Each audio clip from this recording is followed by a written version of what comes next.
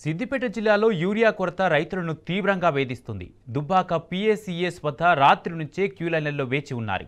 ఉదయం urea lorry వస్తుందని తెలిసి వందల సంఖ్యలో రైతులు తరలివచ్చి PACS ముందే పడుకున్నారు.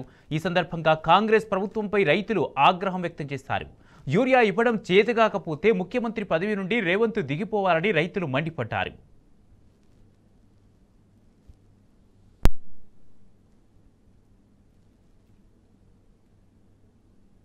రేవంత్ రెడ్డి గారు ఏమైంది ఇదేనని ప్రజాపాలన 8 గంటలు అవుతుంది. రైతులు వచ్చిన దుబ్బాక మండలం సొసైటీ దగ్గర ఉండి ఏమైంది ఇదేనా మీ శాతగాని ప్రభుత్వం? గత ప్రభుత్వంలో రైతుకు కూడా ఇలాంటి ఇబ్బంది లేదు. మా కేసీఆర్ ఉన్నప్పుడు ఇదంతా ఏం లేదు. 50 సందులు కానీ 20 సందులు కానీ తెచ్చిండు. దేనికోసం ఎప్పుడైనా లైన్ కట్టినామా? 11ంటికి రైతు బండి మీద ట్రాక్టర్ మీద వేసుకొని పోయారు కేసీఆర్ ఉన్నప్పుడు. ఈవిడ వచ్చి నుంచి మొత్తం దోసుకత్తి నుండి అయిపోతుంది. ఈ ప్రభుత్వం ఏ ప్రభుత్వం కాదు, చచ్చిపోతున్న మీద 2 రోజుల కల్లా 20 పైసలు లైన్ కడుతున్నా ఒక్క సంచి కూడా దొరుకుతలేదు. 550 బస్తా వస్తే దొంగతనం అమ్ముకుంటారు. ఒక రైతుకు ఒక్కరు సంచి ఇస్తారు. కొంతమంది కానీ బ్లాక్ లో ఇస్తలేరు. మాకు యూరియా అనేది దొరకడం లేదు.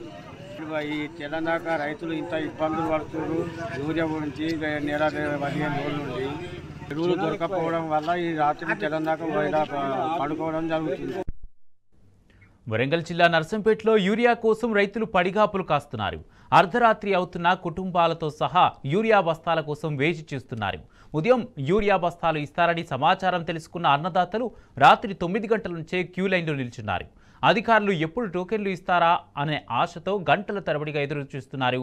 అన్నదాతలు అష్టకష్టాలు పడుతున్నా ఇంతవరకు అధికారుల నుండి ఎలాంటి స్పందన లేకపోవడంపై ఆగ్రహం వ్యక్తమవుతోంది.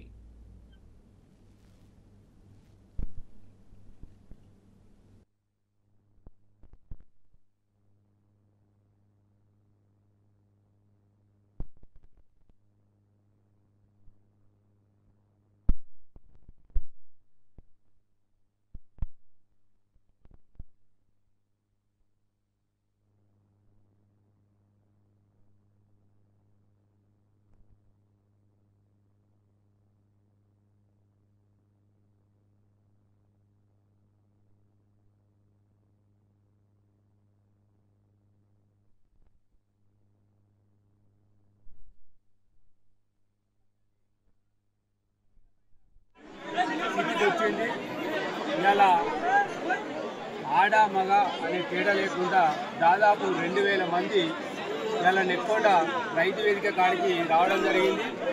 ఇప్పటి వరకు కలెక్టర్ గారికి, జేడీఏ గారికి, ఏడీ గారికి, ఏఓ గారికి అందరికీ ఇంటిమేషన్ ఇచ్చినా ఇప్పటి వరకు రాలేదు. ఇప్పుడు దాదాపు 11 అవుతుంది. కొందరు కల్లులు అయితే పసిపిల్లలు కూడా పట్టుకొని వచ్చి ఇలా యూరియా బస్తా కోసం లైన్లు ఉన్నారు. ఒక బస్తా దొరికితే ఇలా తులం బంగారం దొరికింది అనే ఫీలింగ్లో జనం వచ్చిండ్రు.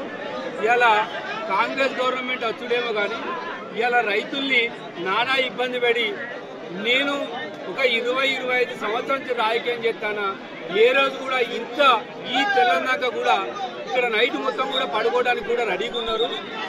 కానీ ఇక్కడ ఉన్న పరిస్థితి ఏంటంటే ఇక్కడ లైట్ సరిగా లేదు, తాగడానికి వాటర్ లేదు, ఇక్కడ గడ్డి ఉంది.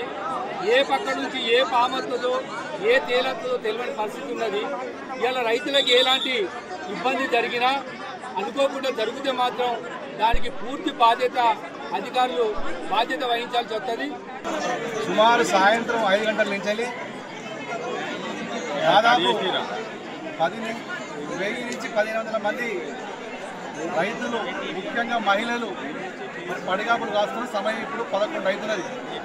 ఇంతవరకు కూడా అధికారులకు కనీసం సీమ పుట్టినట్టు వ్యవహారం చేస్తున్నారు. ఇక్కడ కష్టపడి మేము కలెక్టర్ గారితో మాట్లాడడం జరిగింది, ఏడీ గారితో మాట్లాడడం, జేడీ గారితో మాట్లాడడం, ఏఓ గారితో మాట్లాడడం, కానీ ఇంతవరకు 11 అవుతుంది ఒక అధికారి కూడా ఇక్కడ రాలేదు. మరి ఇంతమంది రైతులు ఇక్కడ రావడానికి కారణం ఏంటిది? రైతులను మభ్యపెట్టి టోకెన్ ఇస్తామని చెప్పేసి రైతులు ఇక్కడికి రప్పించుకొని కనీసం వాళ్ళకు అప్పటి నుంచి కింద కూర్చొని మహిళలు అయితే చాలా ఇబ్బంది పడుతున్నారు.